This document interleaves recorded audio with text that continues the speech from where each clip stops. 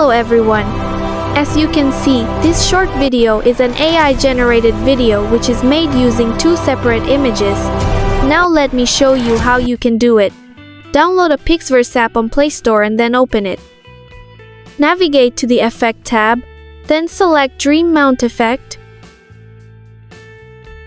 Tap Use Template and select two images from your phone gallery.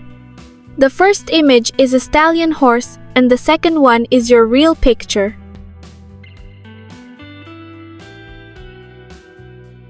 Then tap Create and wait your video to finish generating.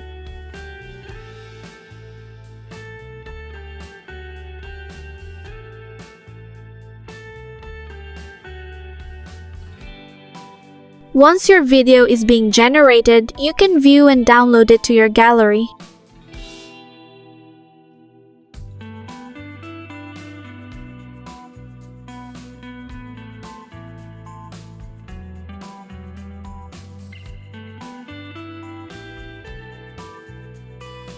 Thanks for watching. Please like and share it.